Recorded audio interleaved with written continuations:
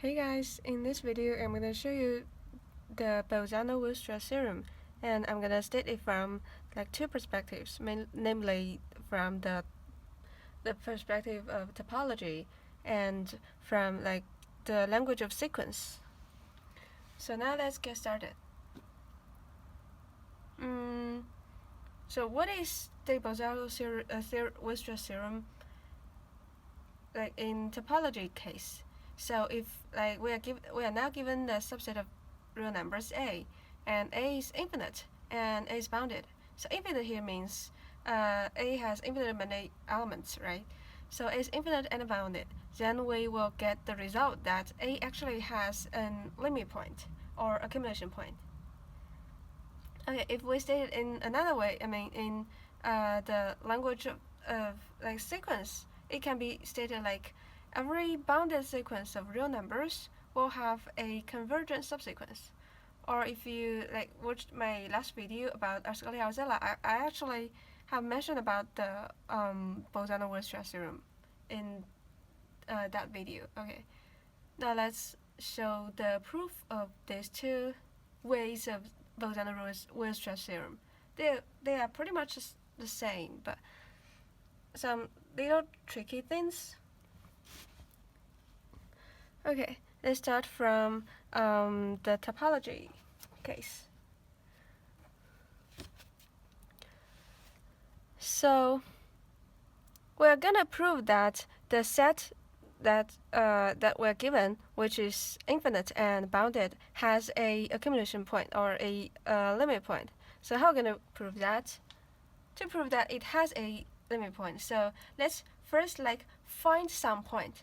And find some point, it's we construct such kind of point, and then we show that this point is actually an accumulation point or a limit point of the set A. Okay, so this is what we're gonna prove. So the idea to prove that is to first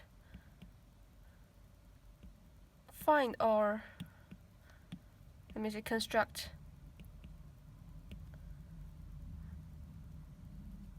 a candidate point. And the second part is to prove that the point that we choose or we find, the point that we are looking for, is an accumulation point. How are we going to do that? So firstly, since A is bounded, okay, let's get started. A is bounded. What information can we get from bounded? A is bounded, then there exists some real numbers A and B, such that A is contained in the set A, B, and AB are both contained in that set, right? Because AB can function like the boundaries, the bounds for the set A. Okay, now let's try to find such candidate point. So suppose we're gonna give you some graphs. AB is now like this. This is AB. Okay. And okay. So now let's notate AB by I naught. Okay, let's let I naught be A, B, the set A, B. And now we bisect the I naught interval. So we take the middle point of the interval, and so here's A plus B over 2. So we divide it into two parts, into two equal length interval.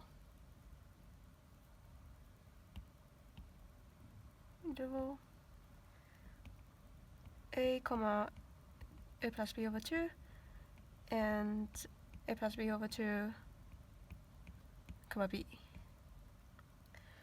So now let's choose one interval of these two intervals. So choose one of them. How are we going to choose it? So we remember that we are trying to find the limit point of A, set A, and A now is the subset of A is the subset of the interval A, B, right? So and A is infinite. Remember that A is infinite. So we are taking an interval that which has like infinitely many elements in A. So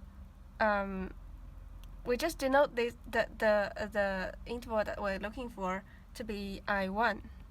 So let I1 be one of the interval that contains infinitely many elements.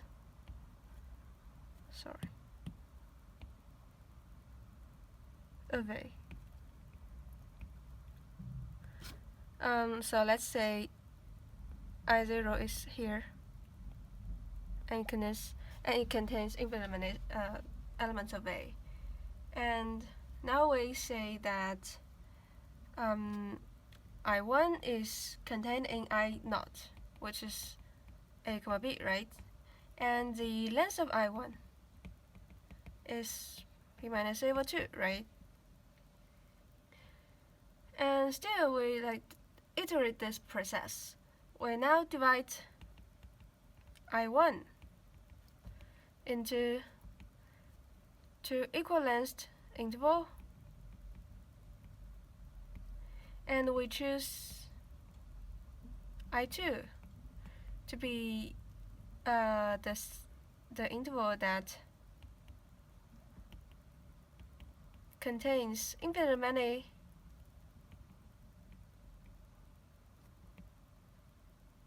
elements of A. This will work actually because, well, A is infinite and A is contained in A comma B. So we know that A comma B, the set I0, must be infinite, right? And you can always find a set. You can always find, a set contains infinitely many elements of A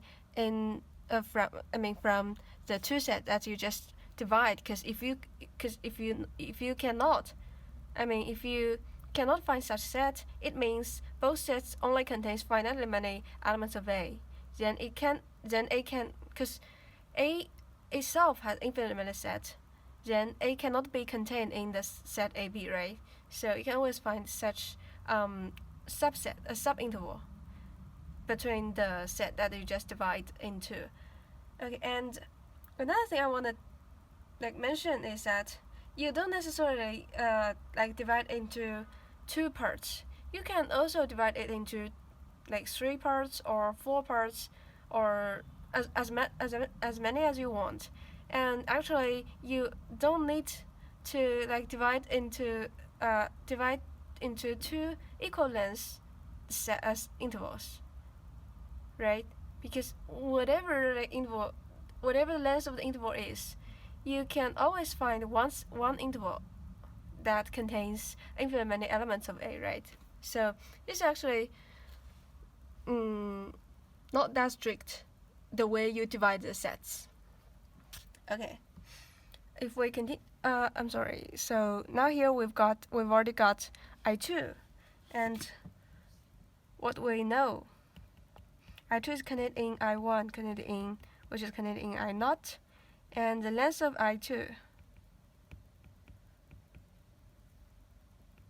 is B minus A over 2 to the power 2, right? And now, if we continue to do so, now we get a general case. Now let IK be I'm sorry. So in the case step, a general case is we divide ik minus 1 into two equal length interval, and we choose the subinterval that contain infinite many elements of A to be ik. Choose ik to be the set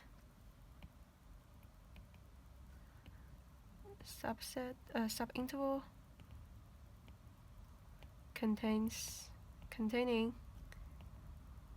infinite many elements of A. Okay, now what we get ik is contained in ik minus 1, is contained in I2, contained in I1, contained in I0, right? And the length of ik is equal to b minus a over 2 to the kth power. And now we know that ik contains infinitely many elements of A, right?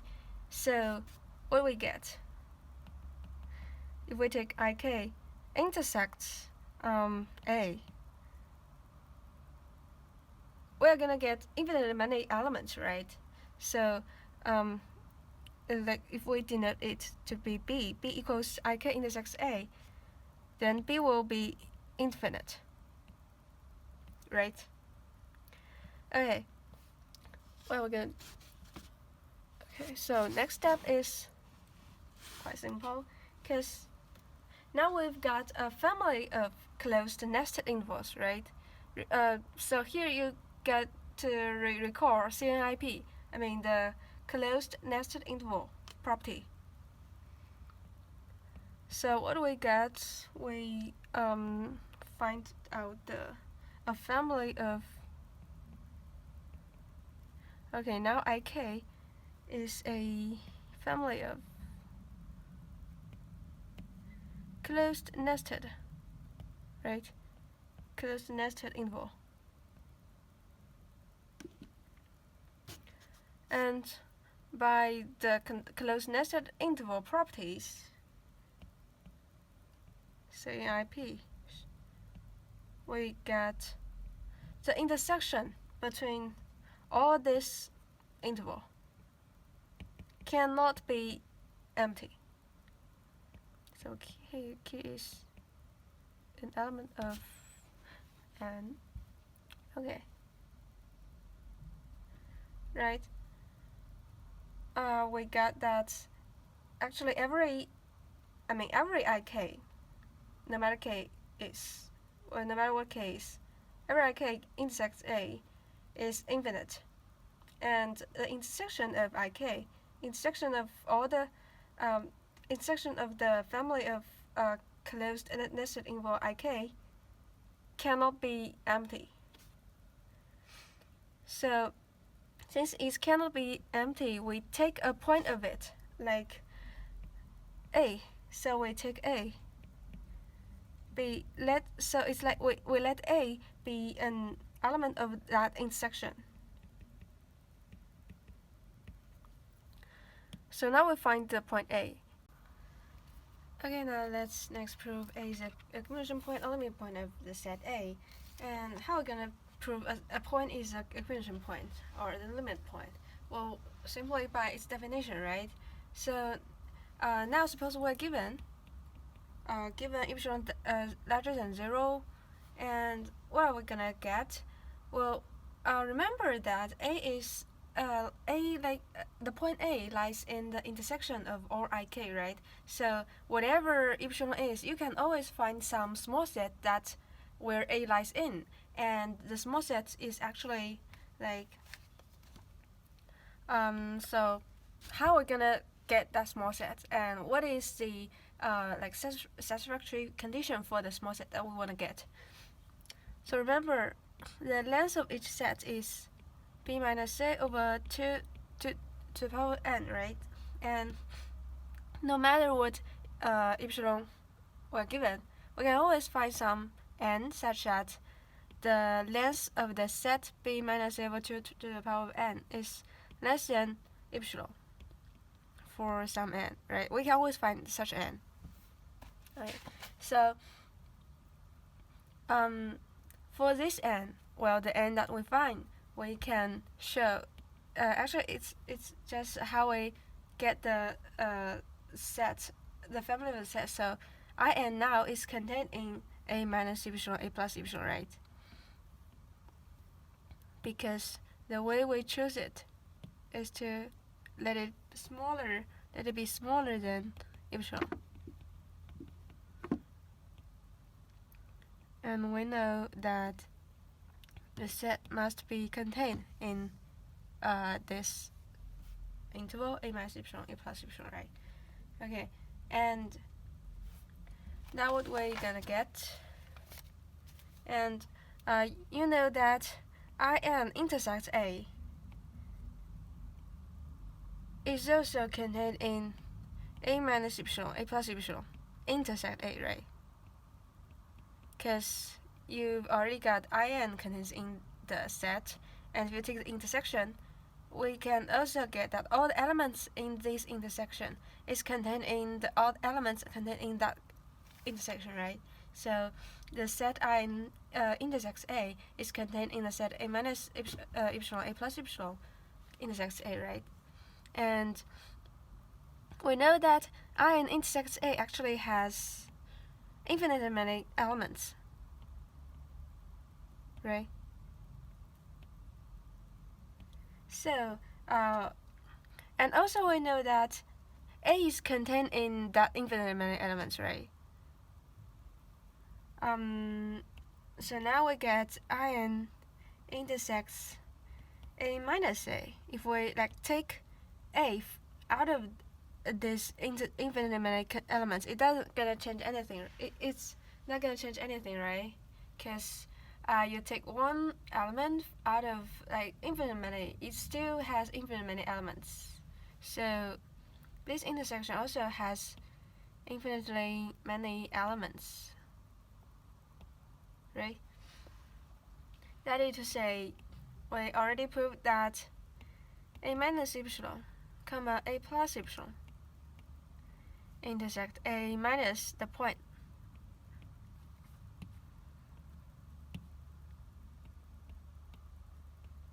It's not empty, right?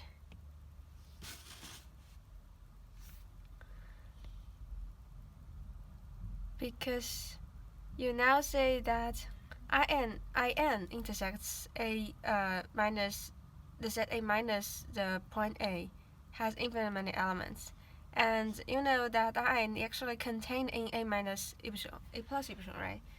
So now you already proved that A minus epsilon, A plus epsilon intersects A minus the point A is not empty. So that's it, we're done. We've reached the result that the point we find, A, is actually an accumulation point. So now let's move on to the second perspective of Bolzano-Weierstrass theorem, which is stated in the language of sequence. So we're gonna prove that every bounded sequence of real numbers will have a convergent subsequence. Actually, the way to construct this proof is very similar to the previous one. And now let's suppose we have a bounded sequence, and the way you choose the bounded sequence can be, there are infinite many ways to choose a bounded sequence, right? But to simplify the idea, to simplify the proof, and we're gonna write is without loss of generality. So we just let the sequence that we're gonna prove lies in 0 to 1. So we let Xn, the sequence that we're gonna prove, lies in 0 to 1. Okay. If the sequence that you wanna show is not lying in that set, you can do some distortion or dilation to the line that the set lies in, so that to put the set into the into 0, 1, the interval. Okay. Now still we can divide the interval. divide 0, 1 to two parts. 0, 0, comma a half and a half to 1. Okay. And you know that at least one interval, one subinterval, contains infinitely many terms of xn, right? So we take I1. I'm sorry, I should say that we take 0, 1 to I0. And now we take I1 to be the interval that let I1 be the subinterval that contains infinitely many terms of xn.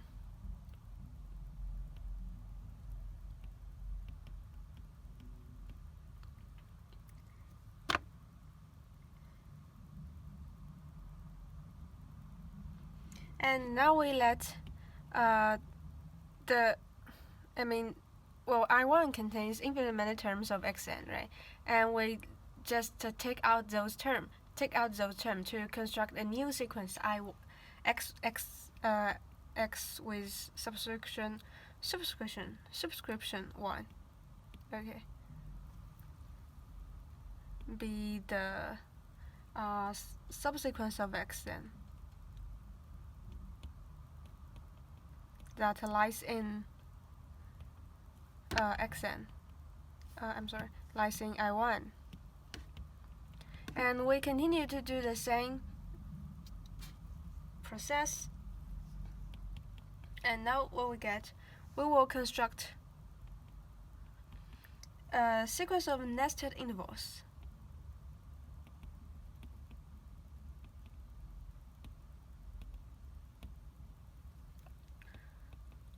I1 contains I2, contains contains IK, and all we know is that the length of each interval is equal to 1/2 to the nth power, right? Okay, and also every Rn contains infinitely many elements of the original sequence xn, right? Infinitely many terms.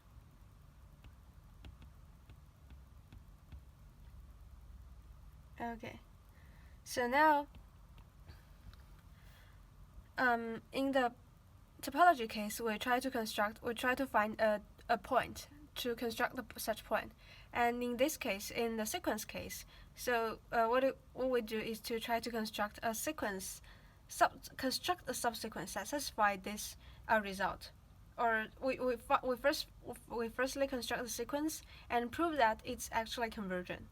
Okay, so now how are we gonna construct such sequence from what we've done? So now we have got a lot of new subsequence, right? So the subsequence that we are looking for is actually constructed through those new subsequence that we just find.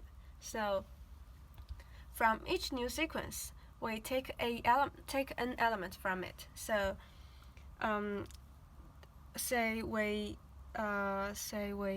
construct the new sequence Zn.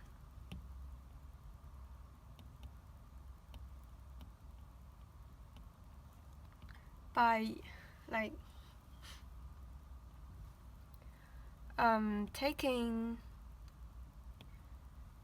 one term of each interval In. I'm sorry, I should say taking one term of each subsequence. But anyway, the subsequence lies in that interval, right?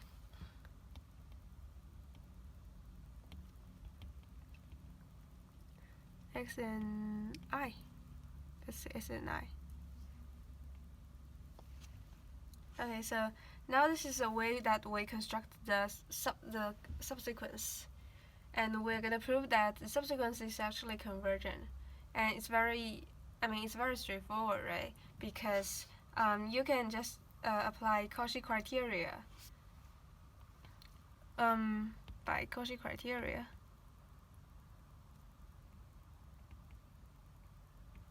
we get for any epsilon larger than 0, if we take mn larger than n, and we will get for any epsilon larger than 0 and any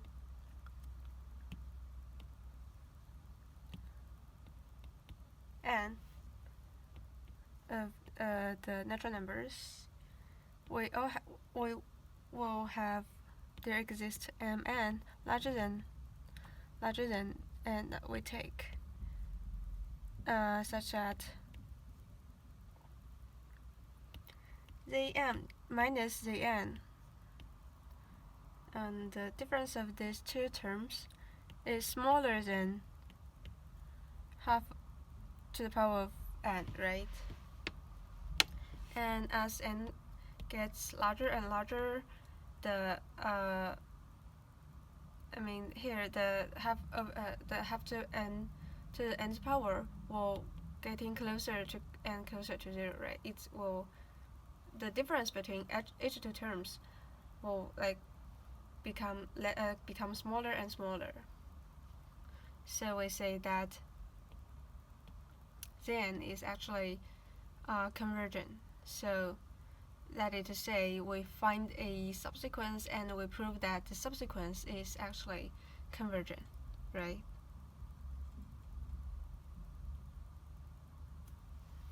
So that's basically what I want to talk about the two proofs of Bolzano-Weierstrass theorems, basically from two perspectives, the topology case and the sequence case. But they are actually the same thing because, well, when you take in the topology case, you're given an infinite set, and the set is bounded. But every element in that set, you can somehow construct a sequence such that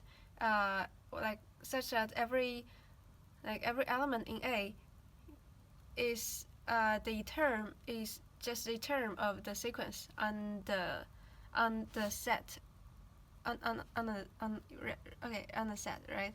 And since since A is bounded, then the sequence that you just constructed is also bounded, right? And the result is A has a limit point. So what does it actually tell us from the limit point? From the limit point, it actually is something telling us that there is some point where all the points of these sets getting closer and closer around the limit point. And it's the same for the sequence that is convergent, because the subsequence gets convergent, meaning that the subsequence when n gets larger and larger, the terms of the subsequence becomes getting closer and closer to some point, and then they're not gonna pop out from the radius of the radius of the epsilon that you choose, right? Okay, so I think that's what I want to talk about in this video. And if you have questions, or if I made any mistakes, please leave me comments or send me emails. So